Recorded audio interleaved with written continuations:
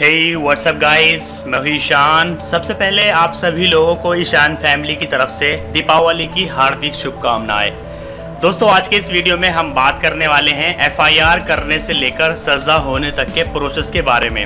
इस प्रोसेस के बारे में हम शॉर्ट में बात करेंगे, क्योंकि अगर हम एफआईआर दर्ज करने से लेकर सज़ा होने तक डिटेल्स में बात करें तो उसके लिए काफ़ी लंबा समय चाहिए और उसके लिए काफ़ी लंबी वीडियो बनेगी, तो इसलिए हम शॉर्ट में बात करेंगे। तो चलिए शुरू करते हैं।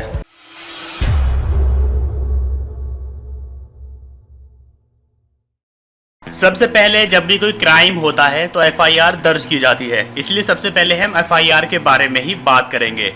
जब भी कोई कॉग्निजेबल क्राइम यानी कोई गंभीर अपराध होता है, जैसे हत्या, बलात्कार, लूट वगैरह, तो सबसे पहले पुलिस सीआरपीसी सेक्शन 154 के तहत केस दर्ज करती है।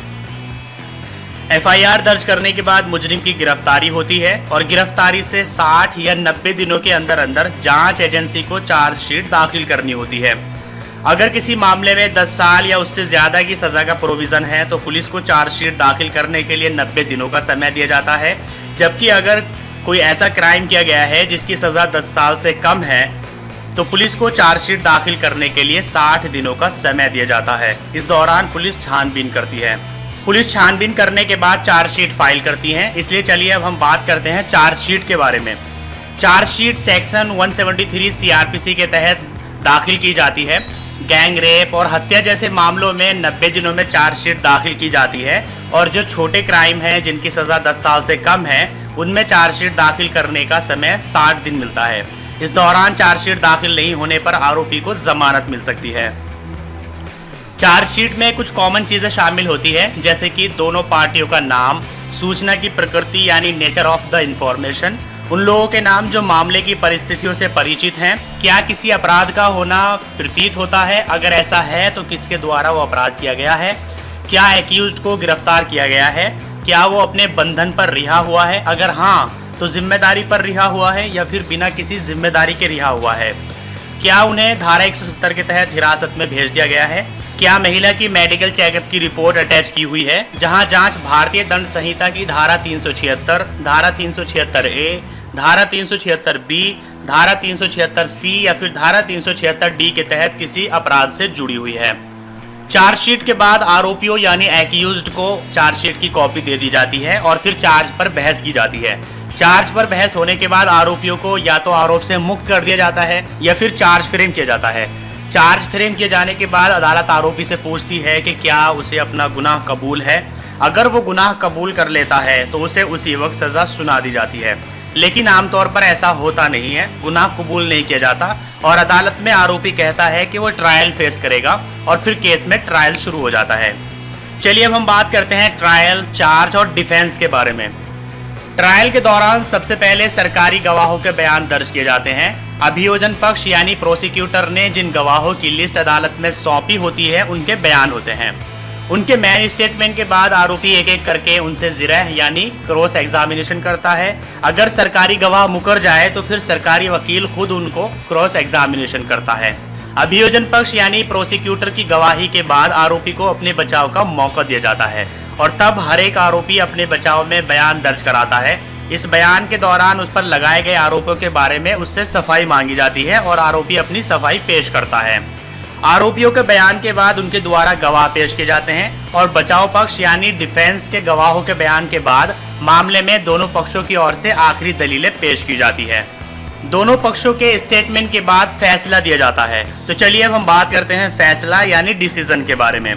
अभियोजन पक्ष और बचाव पक्ष की दलील के बाद अदालत अपना फैसला सुरक्षित रखती है और फिर जजमेंट की तारीख पर अदालत अपना फैसला सुनाती है। अदालत के फैसले में अगर किसी आरोपी को दोषी करार देते हुए फांसी की सज़ा सुनाई जाती है तो उसके कन्फर्मेशन के लिए फैसले की कॉपी हाई कोर्ट भेजी जाती है। अगर उम्र कैद की सज़ा होती है या उम्र कैद से कम की सज़ा होती है तो फिर उसको कन्फर्मेशन की कोई ज़रूरत नहीं होती है, लेकिन अगर फांसी की सज़ा सुनाई जाती है तो कन्फर्मेशन के लिए उसको हाई कोर्ट भेजा जाता है। हाई कोर्ट से फांसी की सज़ा कन्फर्म भी की जाती है और साथ साथ ही अपील भी की जा सकती है। तो चलिए अब हम बात करते हैं अपील के बारे में। हाई कोर्ट में फांसी के मामले में कन्फर्मेशन के लिए जो रेफरेंस आता है उसी के दौरान अपील दाखिल की जाती है और अपील पर भी साथ ही सुनवाई होती है। हाई कोर्ट से अगर फांसी की सज़ा कन्फर्म हो जाए और अपील खारिज हो जाए तो फिर मामले में मुजरिम सुप्रीम कोर्ट का दरवाज़ा खटखटा सकते हैं। सुप्रीम कोर्ट में भी अगर अर्जी खारिज हो जाती है तो वहाँ रिव्यू पिटिशन और क्यूरेटिव पिटिशन दाखिल की जा सकती है।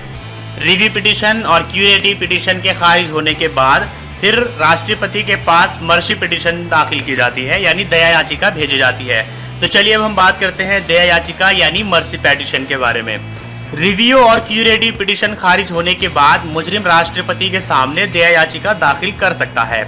राष्ट्रपति कॉन्स्टिट्यूशन के आर्टिकल 72 के तहत दया याचिका पर विचार करने के बाद फैसला दे देते हैं। दया याचिका के बाद या तो मुजरिम को रिहा कर दिया जाता है या फिर दया याचिका को खारिज कर दिया जाता है। दया याचिका खारिज होने के बाद ट्रायल कोर्ट सरकार के आग्रह पर डेथ वारंट जारी करती है। उसमें फांसी की तारीख और वक्त तय होता है और फिर जेल में मुजरिम को फांसी पर लटका दिया जाता है। तो दोस्तों, आज के इस छोटे से वीडियो में आपने FIR फाइल होने से लेकर सज़ा होने तक के पूरे प्रोसेस को जाना है।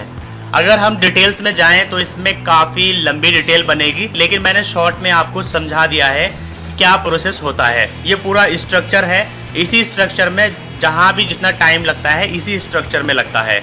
जैसे कि चार्जशीट फाइल करने का टाइम है 60 या 90 दिन, तो पुलिस को इसमें और ज़्यादा समय लग जाता है। उसके बाद कोर्ट में सालों लग जाते हैं। तो जितना भी समय लगता है इन्हीं स्टेप्स में लगता है, लेकिन स्टेप्स यही होते हैं। तो दोस्तों, अगर आपको ये वीडियो अच्छा लगा है तो इसको लाइक करिए, अपने फ्रेंड्स के साथ शेयर करिए, और अगर आपके मन में कोई क्वेश्चन है तो आप नीचे कमेंट करके पूछ सकते हैं। इसके अलावा अगर आपने अभी तक हमारे यूट्यूब चैनल को सब्सक्राइब नहीं किया तो फिर मैं आपको सजेस्ट करूंगा कि अभी हमारे यूट्यूब चैनल को सब्सक्राइब कर लीजिए, ताकि इस तरह के नए नए वीडियोस आपको रोजाना सबसे पहले मिलते रहें।